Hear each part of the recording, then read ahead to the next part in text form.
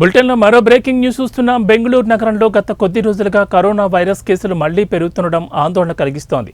ముఖ్యంగా గత 20 రోజుల్లో కేసుల సంఖ్య క్రమంగా పెరగడంతో కర్ణాటక ఆరోగ్య శాఖ అప్రమత్తమైంది. ఈ నేపథ్యంలో ప్రజలు కోవిడ్ నిబంధనలను పాటించాలని, తగిన జాగ్రత్తలు తీసుకోవాలని సూచిస్తూ ఓ సలహా ప్రకటన జారీ చేసింది.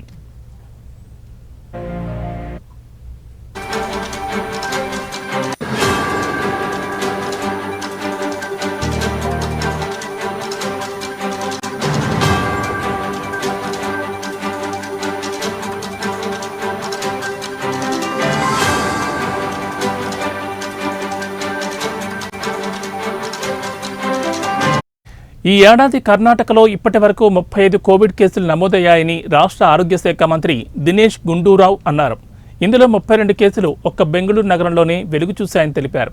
గత 20 రోజులుగా కేసుల సంఖ్య నెమ్మదిగా పెరుగుతున్నప్పటికీ ప్రస్తుతం పరిస్థితి తీవ్రంగా ఏమీ లేదు. అయినప్పటికీ ప్రజలు ముందు జాగ్రత్తగా కోవిడ్ నిబంధనలు పాటించడం అవసరమని ఆయన సూచించారు. గర్భిణీలు, పిల్లలు, రోగ నిరోధక శక్తి తక్కువగా ఉన్నవారు, ఇతర అనారోగ్య సమస్యలున్నవారు రద్దీ ప్రదేశాలకు వెళ్లేటప్పుడు తప్పనిసరిగా మాస్కులు ధరించాలని, హ్యాండ్ శానిటైజర్లు వాడాలని ఆయన కోరారు. తీవ్రమైన శ్వాసకోశ సమస్యలు ఉన్నవారు కోవిడ్ పరీక్ష చేయించుకోవాలని, తద్వారా సకాలంలో చికిత్స పొంది వైరస్ వ్యాప్తిని అరికట్టవచ్చని మంత్రి వివరించారు.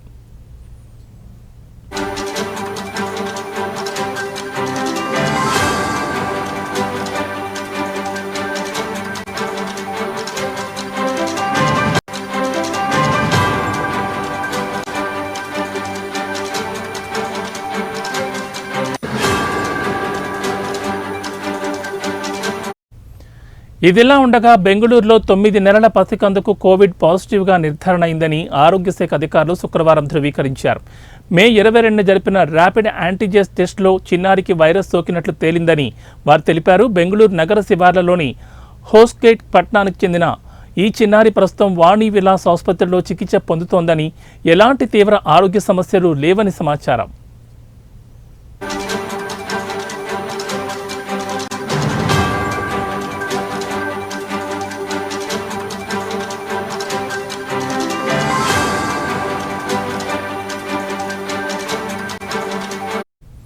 మరోవైపు దేశంలో పెరుగుతున్న కోవిడ్ కేసుల పట్ల కర్ణాటక ముఖ్యమంత్రి సిద్ధరామయ్య ఆందోళన వ్యక్తం చేశారు. సింగపూర్, హాంకాంగ్ వంటి దేశాల్లో కేసులు పెరుగుతున్నాయని, విదేశాల నుంచి వచ్చే ప్రయాణికులకు పరీక్షలు నిర్వహించేందుకు కేంద్ర ప్రభుత్వం ఇంకా తగిన చర్యలు తీసుకోలేదని ఆయన అన్నారు.